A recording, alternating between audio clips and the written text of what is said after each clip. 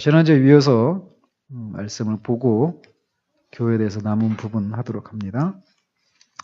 에베소서 1장 22절과 23절 두 절을 보고 하도록 하겠습니다. 같이 읽습니다.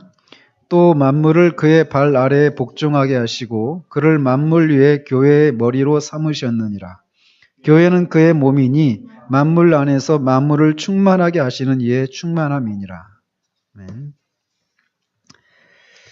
자, 지난주에는 교회론이 필요한 이유들, 이제 성령의 은사 부분이 안 끝나서 그 부분과 함께 교회론이 필요한 이유들과 함께 하나님 나라가 무엇인가에 대해서 간략하게 살펴보았습니다. 하나님 나라는 교회와 동일한 것이 아니다.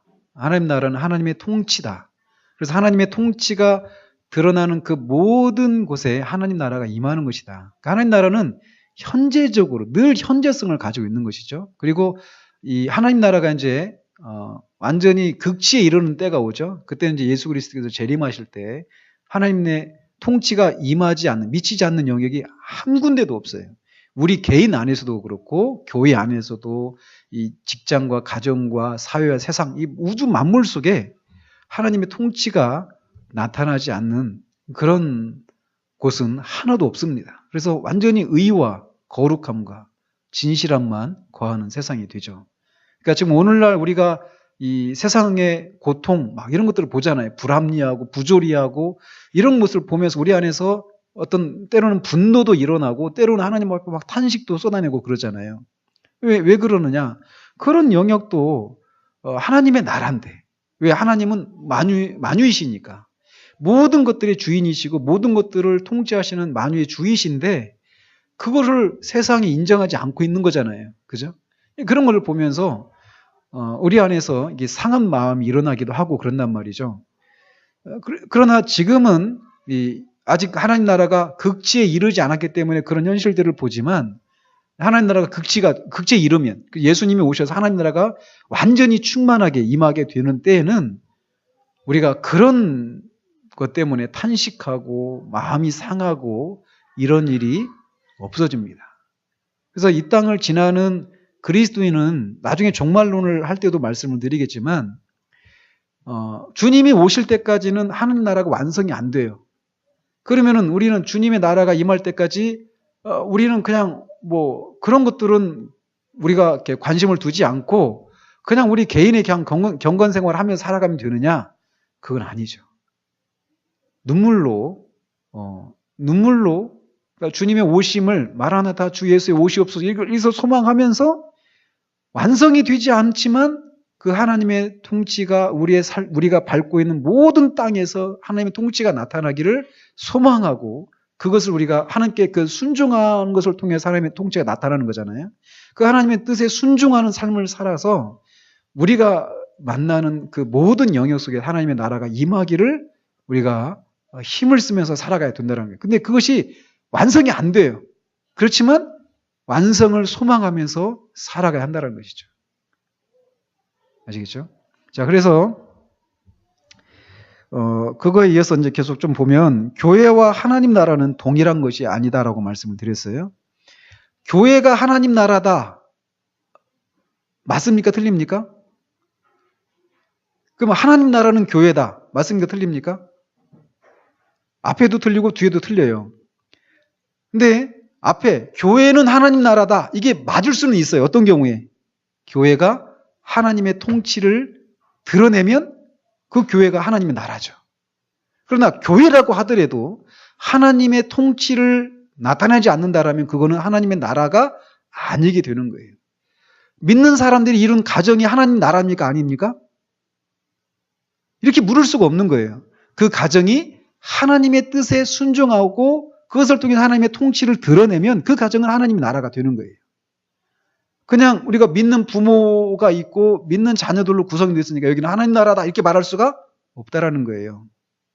아시겠죠? 핵심은 하나님의 통치가 나타나느냐 안 나타나느냐. 하나님의 통치가 나타나는 얘기는 뭐냐면 하나님의 뜻에 순종하며 사는 거 하는 거예요. 하나님이 왕이 되셔서 그 하나님의 백성으로서 우리가 순종하며 살아가는 그 현실이 그 실제가 나타나는 곳이면 그게 다 하나님의 나라다라고 말할 수 있다는 것이죠. 그래서 참된 교회에서는 하나님 나라가 그러니까 교회보다 더 넓고 더 큰 개념이죠. 그러니까 하나님 나라는 교회만이 아니라 가정도, 학교도, 직장도, 우리 사회도, 뭐 스포츠와 문화와 이 모든 영역에 다 그러는 거죠. 그러니까 하나님 나라 드러내는 게 막 골 넣고 막 기도하고 이렇게 하면 하나님 나라 드러내는 게 아니에요. 우리는 굉장히 외적인 어떤 이런 것을 통해서 하나님 나라를 이렇게 드러내려고 하기가 쉬운데 하나님 나라는 하나님의 뜻에 순종하는 것에 있습니다. 그래서 하나님 나라의 백성호의 그 삶의 원리를 따라서 모든 삶의 자리 가운데서 살아가는 것이에요. 그래서 그때 말씀드렸죠? 그때 수요 그 성경 공부 때 말이에요. 그래서 참된 교회에서는 그리스도의 주되심이 인정되고 인식되며 주님은 거기에 거하십니다. 하나님 나라는 그 순간 거기에 있는 거예요. 순간. 그러니까 하나님 나라는 막 보이는 이런 개념이라기보다 손에 잡히는 개념, 이런 개념이라고 볼 수가 없죠. 그죠? 그러니까, 그렇지만 그 실제가 있는 거죠. 그렇기 때문에 교회는 하나님 나라의 일부분이지만 단지 부분일 뿐이에요. 다른 모든 영역도 다 하나님의 통치가 드러나야 될 그런 영역이죠. 그래서 하나님 나라는 교회보다 훨씬 더 넓습니다.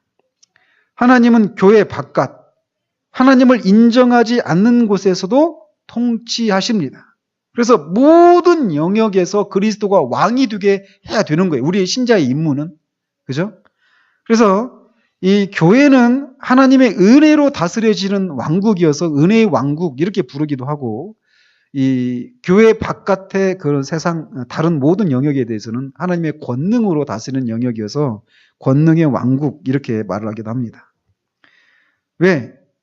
이 교회 밖에서도 하나님이 교회 안에서만 이 하나님이 아니라 왕이 아니라 교회 밖에서도 하나님이 왕이시고 하나님의 통치가 드러나야 되는 이유는 만물이 하나님의 손에 있고 역사도 그러하기 때문에 그렇습니다.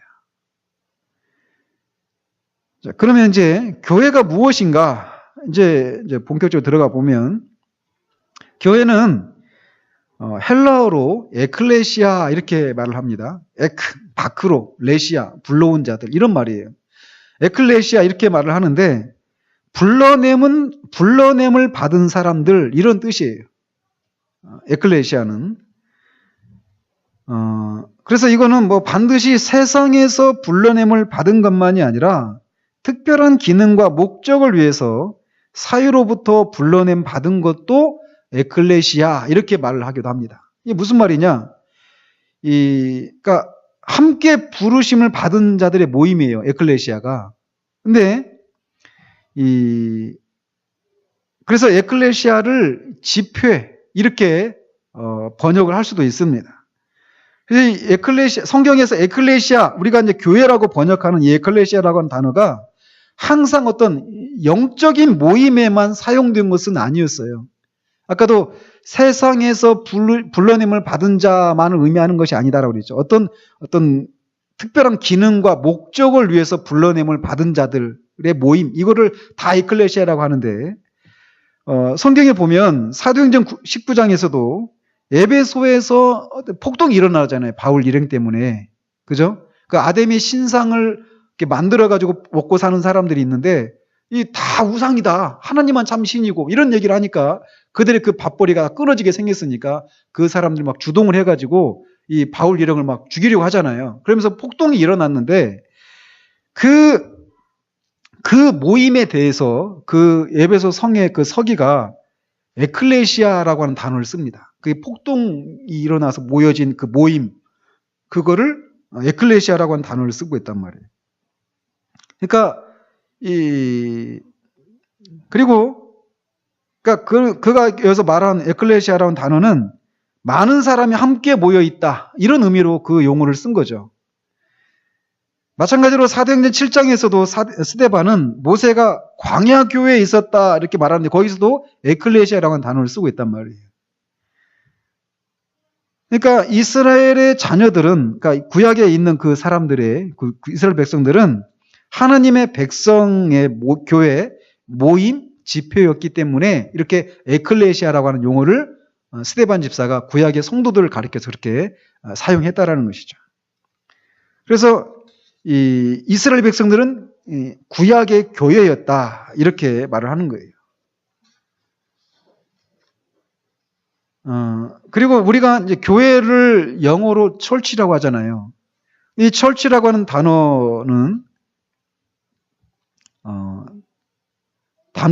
단어가 다 그 똑같은 그런 원어에서 동일한 그 원어에서 유래한 용어나 이름들이라는 것이죠.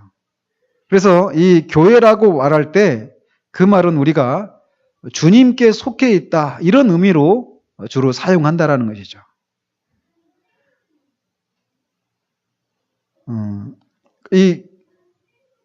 그래서 아까 그 에클레시아 구약 에클레시아 이 말이 어떤 불러냄을 입은 자들의 모임 이런 용어라고 말을 했잖아요. 그리고 또 다른 교회를 가리키는 용어가 이 철치 영어로 철치고 스코틀랜드에서는 그걸 커크라고 하는 거예요. 키르크 또는 컬크 이렇게 읽는 것 같은데 그렇게 발음하는데 이 단어가 어디에서 유래한 단어냐면 헬라어 큐리오스가 뭐죠? 주라고 하는 단어입니다. 큐리오스 헬라어로 우리가 쓸 줄은 몰라도 그냥 알고는 계십시오. 헬라어인데 이 헬라어 큐리오스가 주인이라고 하는 이런 의미인데 이 교회라고 하는 단어가 여기에서 유래가 됐단 말이에요. 그러니까 이 두 개념 불러냄을 받은 자들의 모임 이런 의미가 있고 교회라고 하는 단어 안에는 또 하나는 이 주님께 속해 있다 이런 의미도 있다라는 거예요. 그러니까 교회를 이 두 가지 의미를 종합을 해서 교회가 뭐냐 이렇게 말한다면 주님께 속해 있고 함께 모인 사람들로 구성되어 있다 이렇게 말을 한다는 거죠. 그러니까 주님께 속해 있으면서 그냥 한 개인으로 있는 것이 아니라 복수로 모여 있는 거예요. 집단으로. 교회라고 하는 개념이 그런 개념이라는 것이죠. 그러니까 우리가 교회 하면 우리가 교회가 어디가 교회가 이렇게 하잖아요. 그러니까 우리가 교회 생각할 때 먼저 건물을 어떤 장소를 생각하기 쉬운데 이런 개념이 아니라는 거예요. 하나님 나라를 말할 때도 그랬죠. 하나님 나라가 뭐냐? 뭐 대한민국, 미국 이런 것처럼 어떤 영토가 있고 그 어떤 특정한 어떤 그런 영역이 있는 것으로 생각하기 쉬운데 그게 아니죠. 하나님의 통치가 나타나는 곳이면 거기에 하나님의 나라가 순간 임한다고 그랬잖아요. 그런 것처럼 교회도 마찬가지예요. 교회도 우리가 여기 지금 이 예배당에서 모이고 있지만 저희 집에서 이렇게 예수님 믿는 사람들이 주님께 속한 사람들이 함께 모여 있으면 거기가 뭐라고요? 그게 교회가 되는 거예요. 그게. 아시겠죠? 그러니까 지금 우리는 교회로 모였다. 이렇게 말을 해야 되는 거죠. 그러니까. 그죠? 교회가 이 말보다는 근데 우리는 이제 이 용어를 막 그렇게 쓰지만 정확한 용어를 쓴다면 교회로 모였다. 이렇게 말을 하는 것이 더 정확한 표현이다라고 할 수 있겠죠. 그죠? 우리가 그냥 막 쓰니까 쓰는데 개념은 알고 쓰자라는 것입니다. 그래서 이 성경에서 이 에클레시아라고 하는 단어가 꼭 그리스도인들에게만 사용되지 않는다고 그랬잖아요. 폭동 때문에 모여있는 그 사람들의 모임도 에클레시아 이렇게 단어를 썼단 말이에요. 근데 이제 이 에클레시아라고 하는 단어가 그리스도인들에게 사용되었을 때는 일반적으로 지역적인 모임을 지칭해서 사용을 했습니다.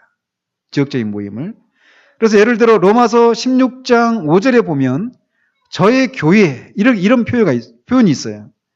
영어로 이렇게 보면은 The church that is in their house.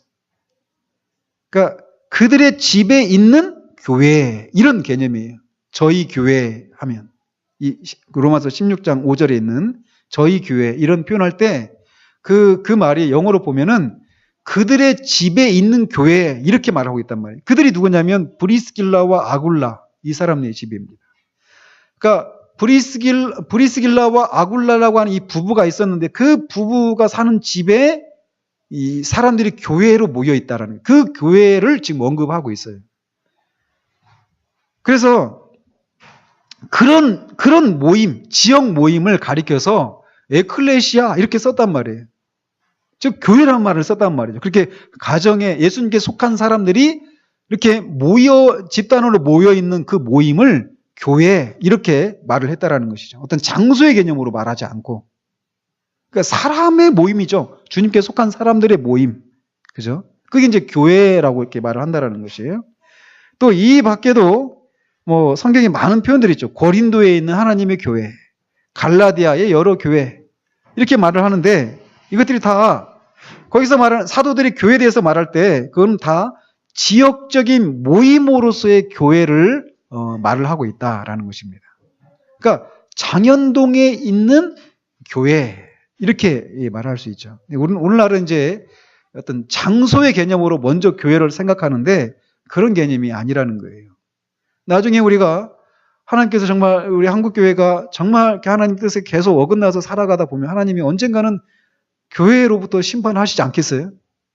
언젠가 그런 심판의 도구로 뭐 북한이 사용될 수도 있겠고 일본이 사용될 수도 있겠고 어떻게 보면 미국이 사용될 수도 있겠죠. 그건 모릅니다 우리가. 근데 어쨌든 그런 일이 왔을 때 우리가 여기에 모이는 것이 가능하지가 않을 수 있는 날이 올 수도 있어요. 그렇지 않을까요? 그런 날이 안 왔으면 좋겠지만 그런 날이 올 수도 있단 말이죠. 그러면 어떻게 해야 됩니까? 그러면 우리가 교회로 못 모입니까? 여기 이 장소에는 못 모일 수 있지만 어때요? 우리 신자들의 가정에 우리가 이렇게 3, 4, 5에 모여가지고 그 교회로 모일 수 있단 말이에요. 그죠? 그런 날이 안 오기를 바라요. 하지만 예를 들면 이제 교회라고 하는 개념이 장소의 개념이라기보다도 그런 이렇게 집단으로 모여 있는 그 모임 이런 개념으로 교회를 언급하고 있다라고 하는 것을 이제 말씀드리기 위해서 말씀드린 겁니다. 자, 근데 이제 교회를 생각할 때 이 개념은 또 이제 이 교회가 이렇게 지상에 있는 교회만 있는 것이 아니다라고 성경에서 말하고 있어요. 교회는 지상에만 있는 것이 아니라 하늘에도 교회가 있다라고 얘기를 하고 있다라는 것이죠. 그래서 교회를 흔히 지상교회와 천상교회 이렇게 나누잖아요. 그래서 교회를 지상에 있는 사람들뿐만 아니라 하늘에 있는 사람들까지 포함해서 사용하는 경우가 있다라는 거예요. 우리가 읽은 이 본문이 그렇죠. 또 만물을 그의 발 아래에 복종하게 하시고 그를 만물 위에 교회의 머리로 삼으셨느니라. 교회는 그의 몸이니 만물 안에서 만물을 충만하게 하시는 이의 충만함이니라. 또 3장 10절에 이는 이제 교회로 말미암아 하늘에 있는 통치자들과 권세들에게 하나님의 각종 지혜를 알게 하려 하심이니. 또 에베소서 5장 23절에서 32절까지도 이런 개념을 가지고 이렇게 사용하고 있습니다. 그래서 교회가 이 지상에 있는 교회만 사람들만 포함하는 것이 아니라 하늘에 있는 사람들까지 포함해서 교회 이런 말을 성경에 쓰고 있다라는 거예요. 그렇고 또 이제 에클레시아라고 하는 이 용어가 유일한 교회, 하나밖에 없는 유일한 교회, 보편적인 교회 이런 광범한 개념으로 사용하기도 합니다. 무슨 말이냐? 오늘도 우리가 예배하기 전에 사도신경으로 신앙 고백을 했잖아요. 여기와 관련해서 뭡니까? 성도가 서로 교통하는 것과 그 앞에 거룩한 공예라고 말하죠. 거룩한 공예와, 그죠?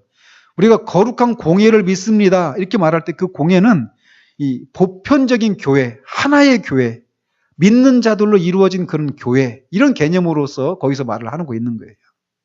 그래서 성경에서 교회라고 하는 말을 에클레시아라는 단어를 이런 식으로 지역에 있는 그 모임, 이거를 가리켜서 교회라고 하는 말을 쓰기도 하고 하늘에 있는 사람들까지 포함해서 이 천상에 있는 교회를 또 언급할 때도 교회라고 하는 말을 쓰기도 하고, 유일한 하나로서의 교회. 우리는 여기도 은혜와 평강교회도 있고 예수사랑교회도 있고 뭐 교회 많잖아요. 지교회들이 많잖아요. 근데 이 교회들이 다 하나의 교회라는 거예요. 하나의 교회. 이런 개념으로도 또 이 교회라고 하는 이 용어를, 똑같은 용어로 그런 경우도 쓰고 있다는 것이죠. 그러니까 문맥에 따라서 이거를 지역에 있는 모임으로서의 그런 교회를 말하는지, 하늘에 있는 그런 교회를 말하는 것인지, 보편적인 유일한 하나의 교회로서의 교회를 말하는 것인지, 이런 것들을 우리가 문맥에 따라서 살펴야 될 필요가 있죠. 그래서 이 교회를 이제 설명하기 위해서 성경에서는 다양한 예화들을 사용해서 교회를 언급하고 있다는 거, 교회를 이렇게 묘사하고 있다는 것이죠.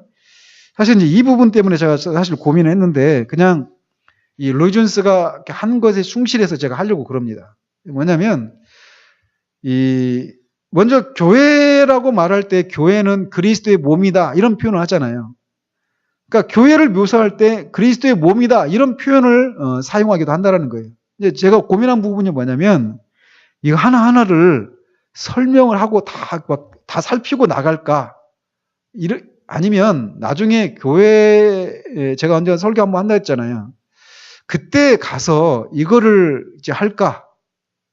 이제 하다가 그냥 로이 존스가 한 것에 충실해서 그냥 이렇게 훌떡 보고 나중에 이 그리스도의 몸이 이제 무엇을 말하는 것인지, 교회를 그렇게 묘사할 때 교회가 어떤 특징에 대해서 말하려고 그런 것들을 말했고, 또 교회를 구성하고 있는 분자인 우리 한 사람 한 사람이 교회가 그리스도의 몸이다라고 할 때, 그럼 우리는 그 안에서 어떤 사람으로 드러나야 되는가?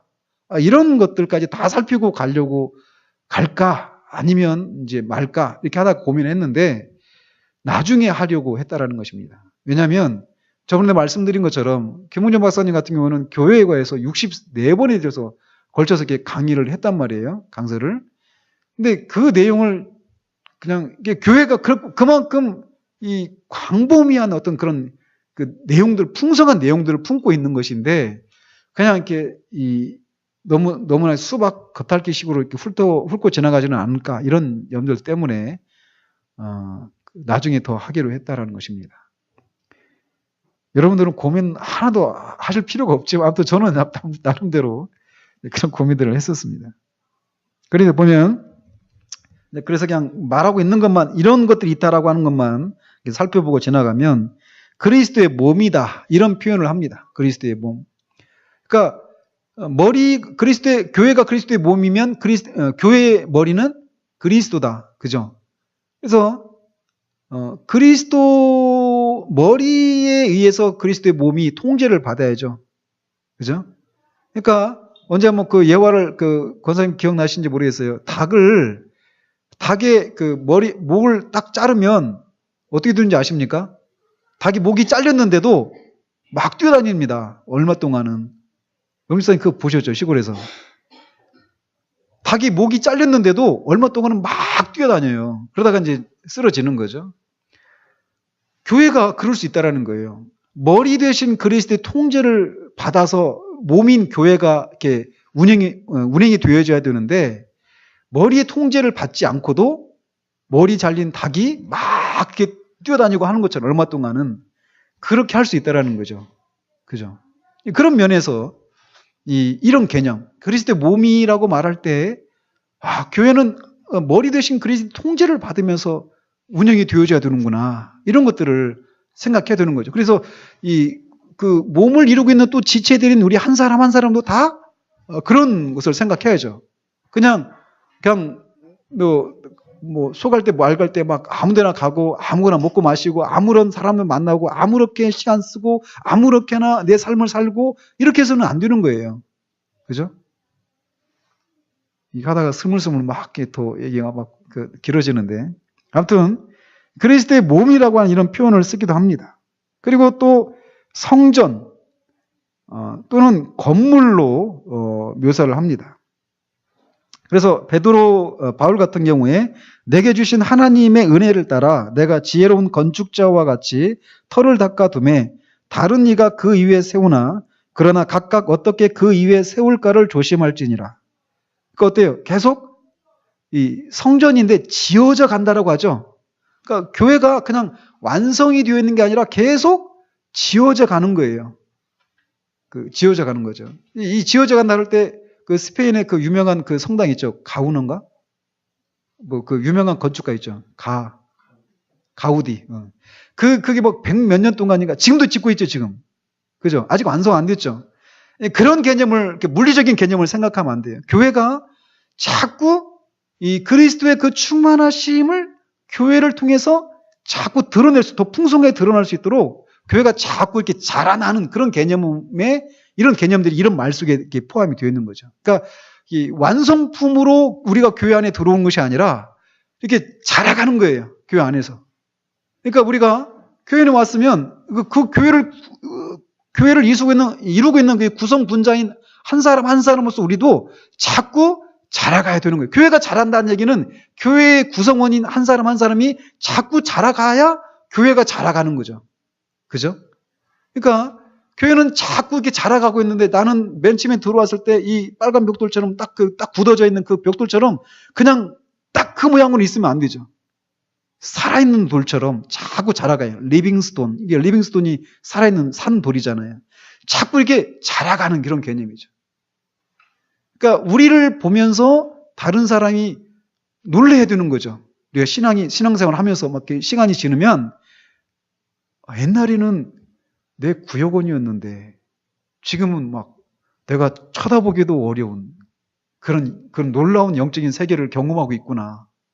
이런 것이 우리 가운데 있어야 되는 거예요. 우리 가운데 계속. 교회도 마찬가지죠. 이건 양적인 의미만, 질적인 의미만 어떤 딱 구분을 할 수가 없어요. 이거는 다 양적이고 질적인 이런 측면을 다 포함하고 있는 것이죠. 또 에베소서 2장 20절에 보면 교회가 사도들과 선지자들의 터 위에 세워져 있다라고 말하고 있어서 이렇게 또 여기서도 그런 개념이죠. 교회를 세워지고 있는 건물로 이게 생각하고 있다라는 것이죠. 그리고 에베소서 5장에서는 교회를 그리스도의 신부다라고 말하고 계시록에서도 같은 개념을 말하고 있습니다. 그러니까 교회가 그리스도의 신부다. 어떤 개념이 딱 떠오릅니까?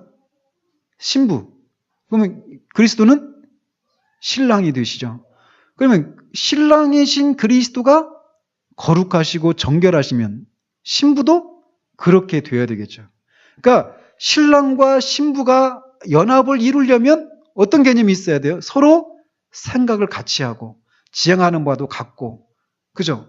그렇게 서로 이렇게 연합을 이루고 온전한 것을 이렇게 드러내는 거잖아요. 그런 것처럼 교회가 그리스도의 신부다라고 말하면 신랑 되신 그리스도의 어떠하심을 교회가 드러내는 이런 개념으로서 이게 하고 있는 것이죠.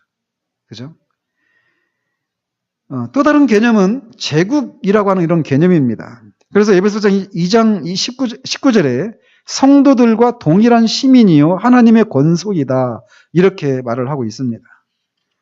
교회가 하나님의 권속이다 이렇게 말하고 있다는 거죠.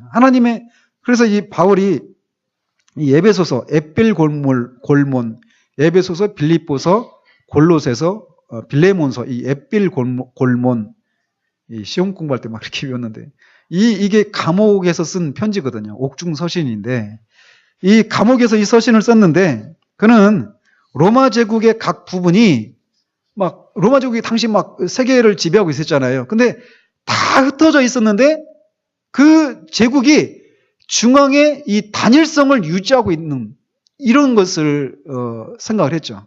로마 제국이.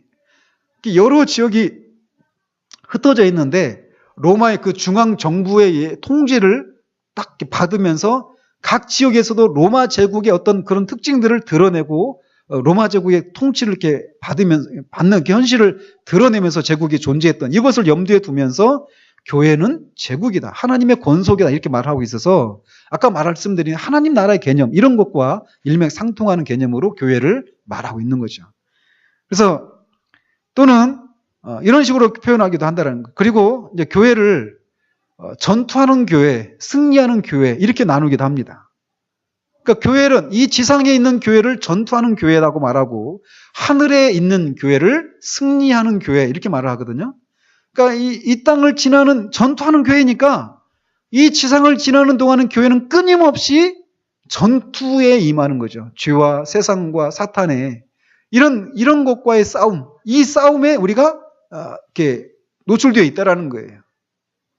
그래서 이 지상에서는 이 전투가 끝나지를 않는 거예요. 이것이 교회 안에 이루어지는 일이라면 교회를 이루고 있는 우리 한 사람 한 사람에게도 해당이 되는 그런 일이겠죠.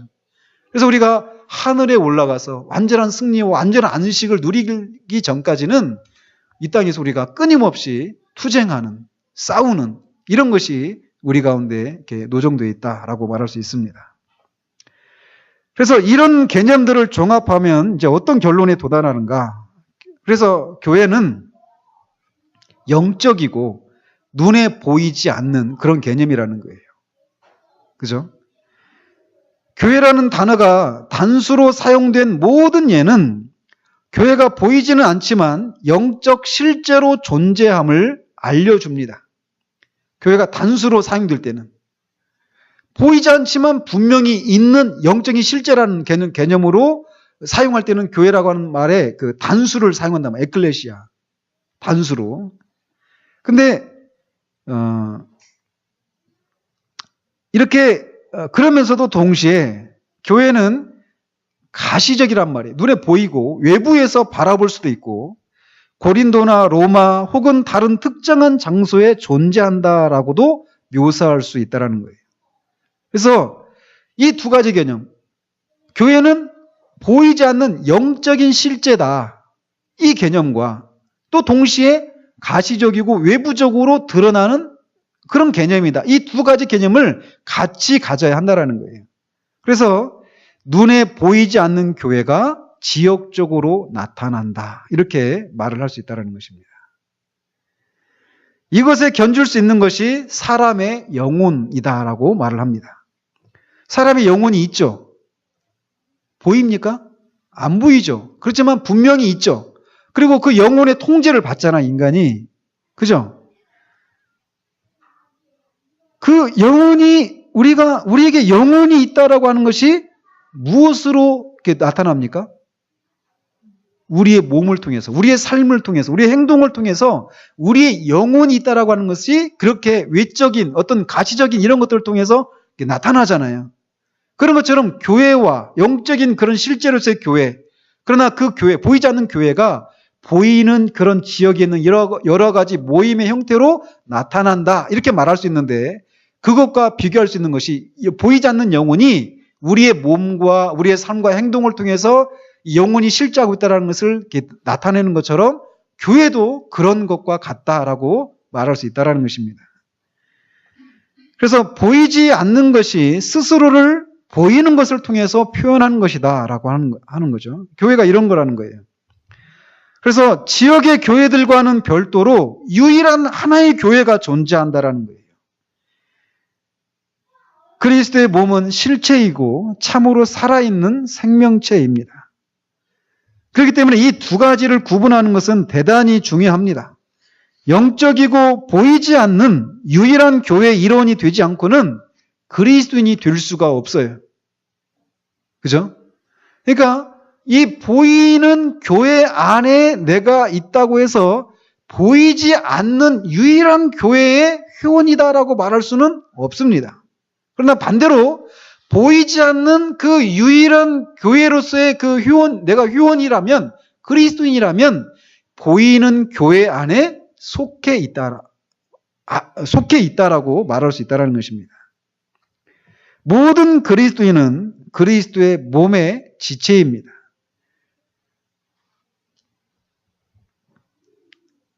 그래서 우리는 눈에 보이는 교회의 일원이 되어야 하겠지만 그렇게 하지 않는다 하더라도 보이는 교회에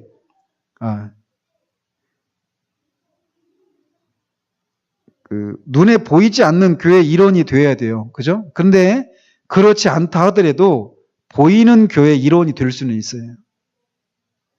즉 눈에 보이는 외적으로 나타난 교회의 일원이면서도 보이지 않는 영적인 교회의 일원은 아닐 수 있다라는 것입니다. 무서운 얘기죠, 사실. 그러므로 성경이 그리스도의 몸인 우주적 교회와 그것에 눈에 보이는 지역적 나타남을 구분하고 있는 사실을 우리가 유념할 필요가 있어요. 아, 나 교회 다녀. 보이는 교회 일원이라고 하더라도 보이지 않는 교회 일원이 아닐 수 있다라고 하는 것을 우리가 염두에 둬야 된다는 것이죠.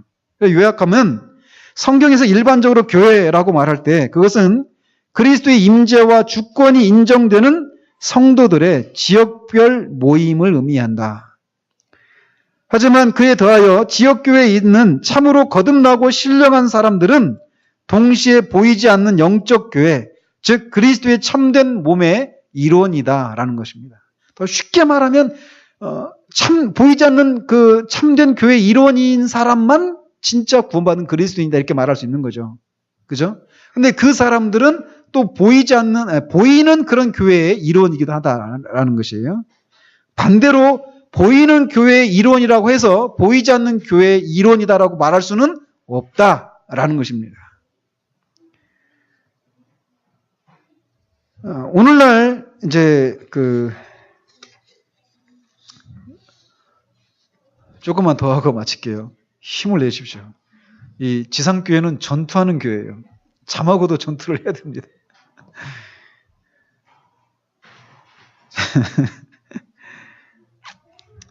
자, 사실 이제 이 부분들이 우리의 신앙생활, 우리 한국교회의 그런 상황, 대한민국이라고 하는 이 상황 속에서는 크게 우리에게 어필이 안 되는 큰 이슈거리가 안 될 수도 있어요. 그렇지만 우리가 알고는 있어야 됩니다. 자, 뭐냐면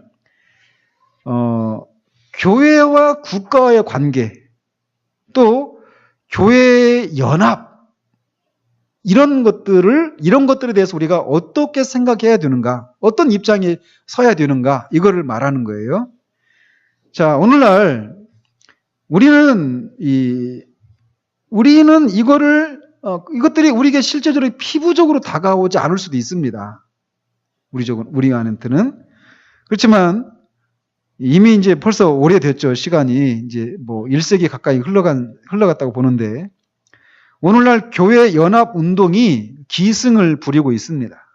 그러니까 옛날에는 교회가 예루살렘 교회에서 이제 교회가 태동이 되었을 때, 신약의 교회가, 그때 교회가 하나였잖아요. 그죠? 그러나 그 교회가 이제 막 여러 가지 이유에 의해서 교회가 이렇게 분리가 일어났잖아요. 가장 큰 분리는 동방교회와 서방교회의 분리입니다. 1054년인가 이때로 기억이 나는데, 그때 동방교회와 서방교회로 나뉘어요. 그래서 우리 대한민국은 어느 정통에 서 있다고 알고 있습니까? 서방교회 전통입니까? 동방교회 전통입니까? 우리는 서방교회의 전통에 서 있습니다. 그래서 이 로마 제국이 서로마와 동로마로 나뉘잖아요. 세계사 시간에 배우셨죠? 동로마와 서로마로 나뉘는데, 그때 동로마, 서로마로 나뉘면서 교회가 나뉘어진 거 아니에요. 그때도 로마 제국은 이렇게 나뉘어져 있었지만 교회는 여전히 하나였습니다. 하나였는데 교회가 1054년인가 그때 교회가 이제 서방교회와 동방교회로 나뉘어져요. 그래서 동방교회 전통에 서 있는 교회가 지금 어떤 교회들이냐면, 여기는 우리 뭐 지역교회 이런 교회가 아니에요. 이 교회들은 뭐 러시아 정교회, 소위 정교회 이렇게 붙어 있는 교회들 있죠. 러시아 정교회, 그리스 정교회, 이집트 같은 경우는 콥틱이라고 합니다. 이 콥틱 교회, 이런 것도 동방 정통에 있는 교회들이에요. 또 시리아 그런 정교회, 이런 데들이 다 이 동방 교회의 전통에 서 있는 교회들이에요. 원래 그들과 우리는 하나였단 말이에요, 신앙이. 그리고 서방교회는 우리가 알고 있는 것처럼 지금은 이제 그 이외에 다른 교회들이 서방교회죠. 근데 이렇게 존재하고 있다가 이 교회 안에서 이제 종교 개혁이 일어나잖아요. 그죠? 루터에 의해서 1517년 10월 31일 날 종교 개혁이 일어나면서, 이 종교 개혁 운동이 일어나면서 카톨릭으로 하나로 이렇게 존재하고 있다가 이 교회 안에서 이제 이 분리가 일어나잖아요. 그러면서 루터란들, 로마 교회, 루터 교회, 또 이제 이 개혁 교회, 우리도 이제 개혁 교회 전통 안에 서 있다고 하죠. 개혁 교회 안에도 막 여러 라인이 있어요. 근데 우리는 이제 또 어쨌든 개혁 교회 안에 있다라고 이제 우리는 믿는 바죠. 뭐 이런 교회들, 뭐 오순절 교통의 교회도 있고, 뭐 다양한 그런 분파들이 있습니다. 교회 안에, 개신교 안에, 프로테스탄트 안에 말이에요. 자, 그런데 이제 이렇게 해가지고 교회가 여러 이렇게 분파로 이렇게 흩어져 있어요, 지금 현재. 근데 이거를 주님께서 요한복음 17장에서 이제 말씀하신 것처럼 저희들이 하나가 되어지기를 위해서 하나님 앞에 기도했단 말이죠, 주님께서. 그런 것처럼 우리가 하나가 되지 못하고 이렇게 분리가 되어 있는 것은 하나님의 뜻에 어긋나는 것이다. 우리는 교회는 하나가 되어야 한다. 이렇게 하면서 교회 연합을 꾀하는 것이 이제 시작이 되었단 말이죠. 그래서 그렇게 이제 교회 연합 운동이 지금 막 일어나고 있어요. 그런 것들이 이제 가시적인 어떤 단체를 통해서 어떤 운동을 통해서 나타나고 있는 것 중에 하나가 뭐냐면 소위 WCC 기독교 세계교회협의회라고 하는 이게 있습니다. 거기를 통해서 이제 이 교회 연합 운동을 시도하고 있다라는 것이죠. 주로 거기를 통해서 말이에요. 근데 이제 그럼 주님이 제자들이 하나 되기를 위해서 기도를 했는데 그런 기도의 근거에서 우리가 하나가 되어야 한다라고 주장하면서 연합운동을 하고 있는데 그가 무엇을 믿든지 자기는 그리스도인이다 이렇게 말을 하면 하나가 될 수 있는 것은 아닌데 교회 연합운동을 꾀하는 사람들은 이런 부분들을 포기하면서 교회 연합운동을 꾀하고 있다는 거예요. 그래서 교회가 아까도 말씀드린 것처럼 그리스도의 몸이다 이렇게 비유하고 있는데 몸의 유추가 옳은 것이 되려면 본질적이고 유기적이고 영적인 연합이 있어야 한다는 거예요. 그러니까 손가락과 이런 발 이런 신체들이 그냥 다 붙여놓으면 몸이 됩니까? 아니죠. 이런 것들이 다 붙어 있되 이것이 서로 유기적으로 연결이 되어 있어야 제대로 몸의 그런 기능을 발휘할 수 있잖아요. 그죠?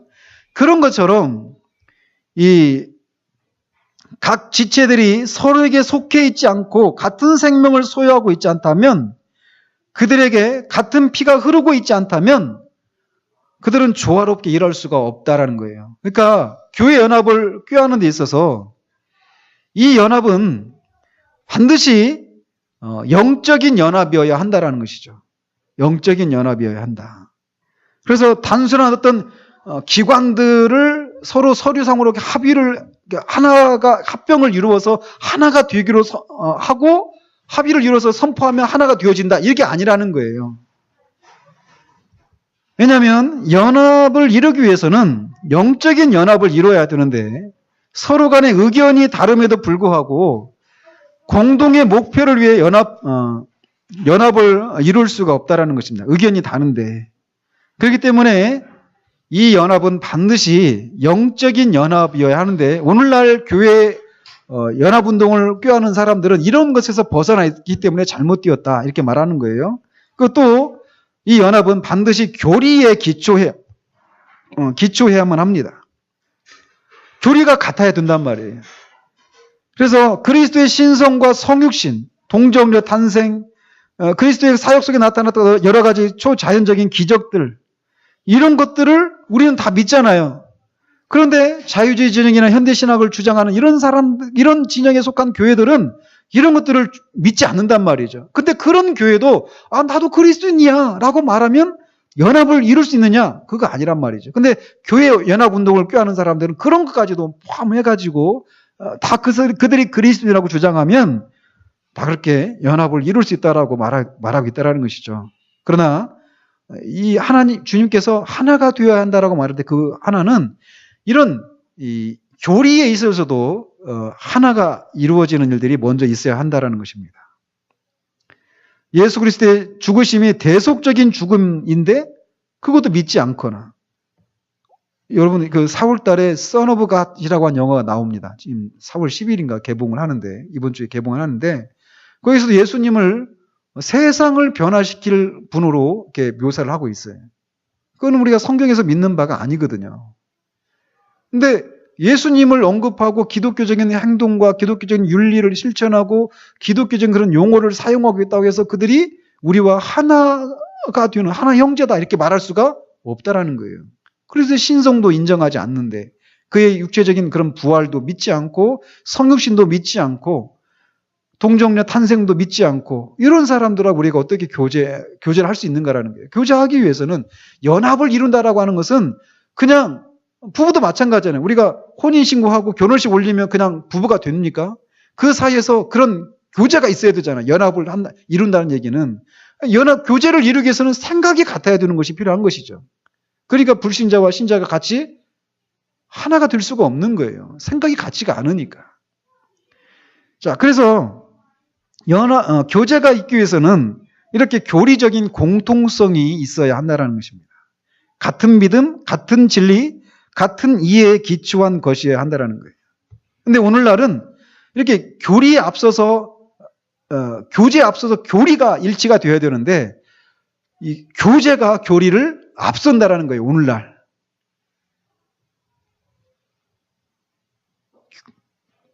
그러나 사랑의 사도였던 요한은 누구든지 이 교훈을 가지지 않고 너희에게 나가거든 그를 집에 들이지도 말고 인사도 하지 말라. 그에게 인사하는 자는 그 악한 일에 참여하는 자임이라 라고까지 말을 합니다. 그러니까 예수 그리스도의 그 성육신을 믿지 않는 사람들과 교제를 하는 것은 그 사람을 자기 집에 들이는 것은 자기도 그 일에 동참하는 악한 일이다라고 말하는 거예요. 그러니까 그들을 집에 들이지도 말고 인사도 하지 말라라고까지 얘기한단 말이죠. 사랑의 사도가. 그런데 오늘날 교회 운동, 연합 운동 하는 사람들이 이렇게 교리에 있어서의 일치를 그것이 먼저인데, 그거를 주장하지 않고 교제를 먼저 언급하는 이것은 성경의 원리에 벗어난 것이다, 라는 것입니다.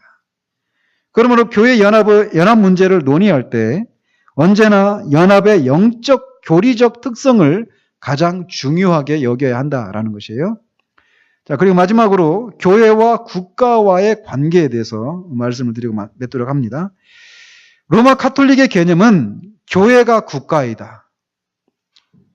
그리고 국가의 모든 일을 주관한다라고까지 얘기를 합니다. 그러니까 로마 중세 시대 때 그 역사를 한번 보시면요, 교황이 각 나라의 황제들을 임명하잖아요. 그죠? 그러니까 교황이 국가 위에 있었어요. 중세 시대에는. 그러다가 이런 개념이 있어요. 그런데 이것에 대한 또 다른 극단은 뭐냐면 소위 에라스티안주의라고 하는 게 있습니다. 에라스투스라고 하는 의사가 있었는데 로이 존스 목사님도 의사잖아요. 의사 출신이잖아요. 로이 존스도. 이 에라스투스 이 사람도 의사였거든요. 그러면서 거기서 잠깐 언급을 해요. 의사들이 가끔씩 이 교회에 그런 잘못된 해악을 끼치는 일이 있었노라고 하면서 얘기를 하는데 좀 웃기더라고요. 자, 어쨌든 그 의사였던 에라스투스라고 하는 사람이 주장한 것인데 이게 뭐냐면 아까 로마 카톨릭은 교회가 국가이다. 교회가 국가의 그 모든 것들을 관장한다. 이렇게 주장하는데 이거에 반대예요. 에라스티안주의는. 그래서 이거는 뭐냐면 국가가 교회가 국가의 한 부분이라는 것입니다. 그래서 이것이 잘 드러나고 있는 곳이 어디입니까? 교회 중에. 영국의 성공회죠, 소위. 영국 성공회. 영국 교회 수장이 누굽니까? 지금 엘리자베스 그 여왕이죠. 아시고 계셨습니까? 이 엘리자베스 여왕 때, 지금 엘리자베스 말고 그 전에 1600년, 그러니까 16세기 때 엘리자베스라고 하는 여왕이 있었는데 그때 그 엘리자베스가 그 수장령이라고 하는 것을 소위 말을 합니다. 그래서 이 교회의 수장은 왕이라는 거예요. 그래서 교회에 속한 그 직분자들 있잖아요. 직분자들을 누가 임명을 하느냐면 주교들 있잖아요. 이런 사람들을 왕이 임명을 하는 거예요. 왕이. 그러니까 이거는 이제 그 로마 카톨릭하고 정반대죠. 그죠? 그러니까 이걸 이제 언제 한번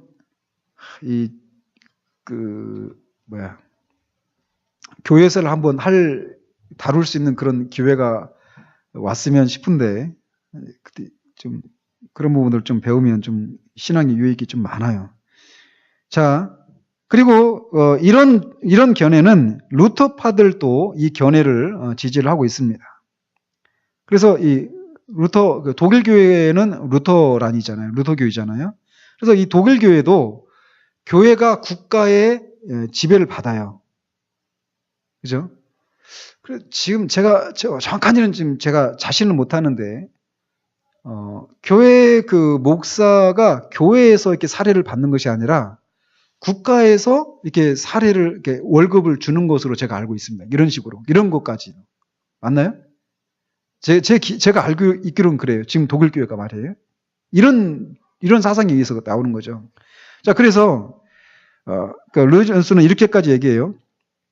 논란의 여지가 있긴 하지만 독일 루터파 교회에 이 에라스투스주의가 없었다면 아마도 히틀러가 존재하지 않았을 수도 있었다라고 하는 가설이 있다라는 거예요. 참 그럴듯하죠. 그죠? 그러니까 독일 교회가 이제 우리가 믿는 바는 이 개혁주의 진영에서의 그 교회와 국가의 관계는 서로 다른 영역이다라고 말을 하거든요. 우리는. 근데 이 독일 교회 같은 에라스투스주의를 말하는 이 교회 같은 경우는 교회가 국가에 종속돼 있어요. 그래서 국가의 통제를 받는단 말이죠. 그러니까 2차 대전 일으켰던 그 히틀러가 총통이잖아요. 그 독일에.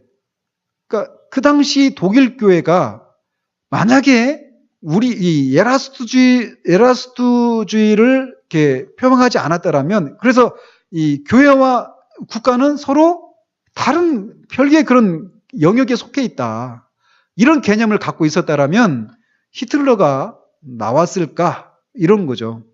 그러니까 그 히틀러가 주장하는 것에 대해서 교회가 한가하지를 못하는 거죠. 그 국가의 지배를 받아야 되니까. 물론 논란의 여지라 있긴 하지만 그럴 수도 있다라고 이런 가설이 있다라는 거예요. 근데 제가 볼 때는 그럴 듯하다라는 것이죠. 뭐 믿든 안 믿든 이건 중요한 건 아니지만 어쨌든 이 주장은 교회가 국가의 한 조직이며 국가에 의해서 통치되고 지배된다는 믿음입니다. 그래서 국가의 수반이 주교 등의 고위 성직자들과 관리들을 임명을 하는 거예요. 임명관이. 이에 비해서 우리가 따르고 있는 입장이죠. 개혁주의적인 입장은 소위 두 영역을 주장합니다. 그래서 이 견해를 주장하는 사람들은 하나님이 모든 것을 소유하셨다고 믿습니다. 그래서 하나님은 교회의 주인이실 뿐만 아니라 우주의 주인이십니다. 그리고 국가는 이런 하나님이 정하신 것이라는 거예요. 권세 잡은 자들과 모든 다스리는 자는 사람이 만든 것이 아니라 하나님이 임명하신 것이라는 거죠. 하지만 또 교회라고 하는 다른 영역이 존재한다라는 거예요. 그래서 이 두 영역, 교회라고 하는 영역과 교회 이외의 이 국가, 이 세상이라고 하는 영역이 두 영역이 나란히 존재한다라는 것입니다. 어느 하나가 위에 있거나 아래에 있거나 이런 관계가 아니라 나란히 서로 동등하다 이런 표현도 그렇지만 아무튼 나란히 존재한다라는 거예요. 그래서 교회가 국가를 주관하거나 국가가 교회를 주관하는 것이 아니라는 거예요. 이 둘은 서로 분리되어 있지만 둘 다 누구의 통치 아래 있다고요? 하나님의 통치가 있다. 국가도 하나님의 통치 아래 있고 교회도 하나님의 통치 아래 있다라는 것입니다.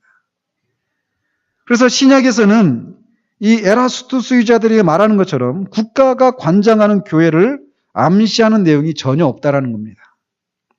정부와 교회는 독립되어 있다라는 것이. 마찬가지로 성경에서 민족교회 이런 개념도 없습니다. 물론 우리가 기도회 때마다 이 조국교회를 위해서 기도하고 그러잖아요. 근데 이렇게 말할 때 대한민국 전체가 어떤 하나님의 교회 이런 개념으로 말씀을 드리는 게 아니에요. 이 조국 안에 있는 교회 이런 개념으로 기도를 하는 것이죠. 그래서 이 교회는 초국가적이고 초민족적입니다. 그러니까 일본 사람 하면 우리는 벌써 이 한민족과 일본, 우리나라와 일본 사람이 그런 적대 감정이 있잖아요. 지금까지도. 그러나 이 개념을 뛰어넘는 것이어야 되는 것이죠. 교회라고 하는 개념은. 교회는 초국가예요. 국가라고 하는 개념을 뛰어넘는 것이고 민족이라고 하는 개념도 뛰어넘는 것이죠. 교회라고 하는 것이. 그래서 이 각 세계에 흩어져 있는 모든 지역에 있는 믿는 사람들이 그들의 그 모임, 이것도 다 교회잖아요. 한 교회잖아요. 그러니까 우리가 그들을 위해서 같이 기도할 수 있는 것이, 기도해야 되는 것이 우리가 그리스도께 다 속해 있는 한 형제 자매들이기 때문에 그들을 위해서 기도하는 것이죠.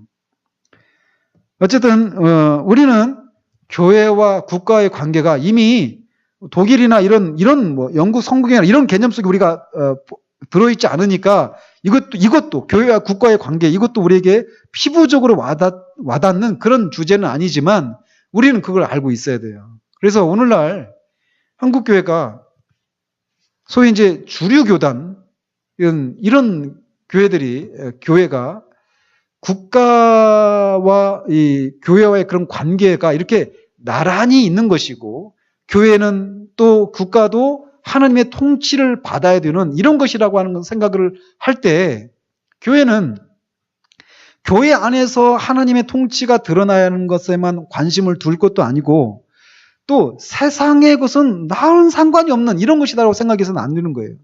그래서 이 국가도 하나님의 통치를 받는 현실을 드러내야 되는 것이기 때문에 교회가 이 국가가 그렇지 못한 현실을 보면서 때로는 국가 지도자들을 책망하기도 하고 권면하기도 하고 이렇게 해야 되는 것이죠. 근데 오늘날 한국교회 안에서는 이런 기능이 거의 없다시피 하는 거죠. 이런 기능이. 교회가. 그래서 스코틀랜드의 그 존 낙서 같은 경우는 이 피의 메리 말고 스코틀랜드의 메리 여왕이 있었어요.